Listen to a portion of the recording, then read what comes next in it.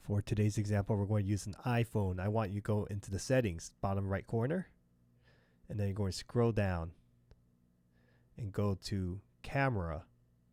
This will access your camera settings, and then press on record video. And then you're going to press 1080p HD at 30 FPS. You're going to go back, and then you're going to press on formats and press most compatible. Then we're going to save those settings, and you're good. Abel's going to show us how to set up your phone.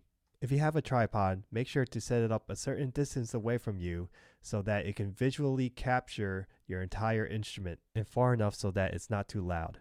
Height-wise, try to make sure that it's at your upper torso level or at face level, and that the tripod is set up in selfie mode. Next, you're going to take your phone that you're recording with, and you're going to put it on the tripod. Make sure that it's attached and not loose. The best orientation for the phone is not in portrait mode, but in landscape mode.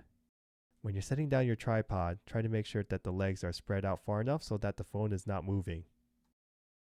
If you are reading any music, it's important to note that the music stand should probably be out of the camera shot so that it's not blocking your face or your instrument.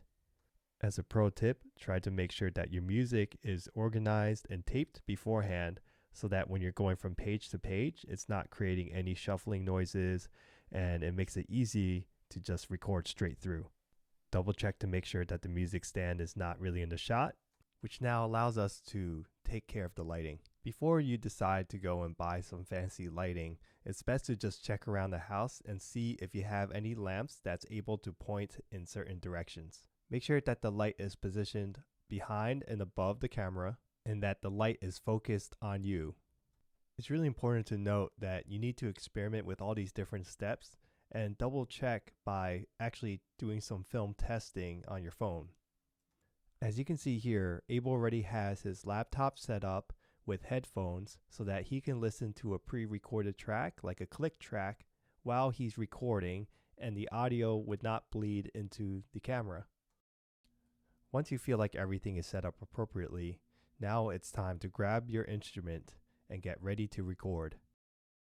Now you can hit the record button on your phone, and we're going to have the iPhone footage in the left-hand corner here. For today's example of a pre-recorded track, we're going to have the tuning note, concert A, a couple of times, some space to tune up, and then 1 bar of a click track, 2 bars of clapping, and then 2 bar count off. Now you can play the track and begin playing. Tuning note, A concert.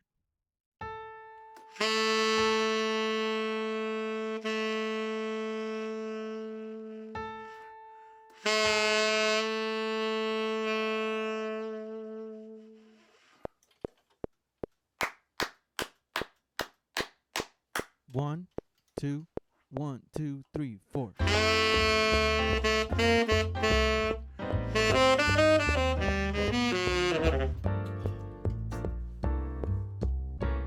Alright, that looks like that wasn't the take, but that's okay. We can try this as many times as we need. So just get back in position and start recording again.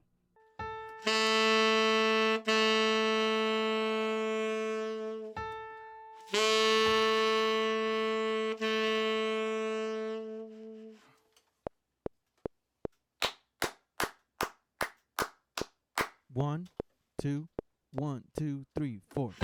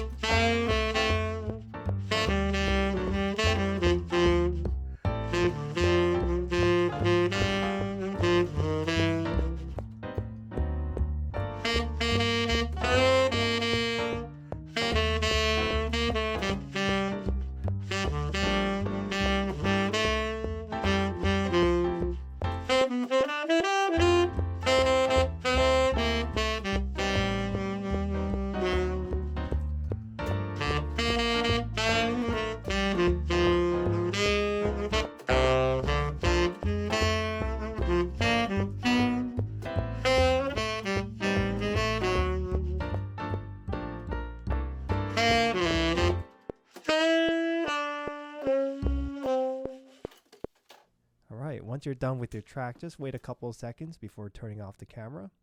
And now it's very important to check to see if your footage was recorded correctly.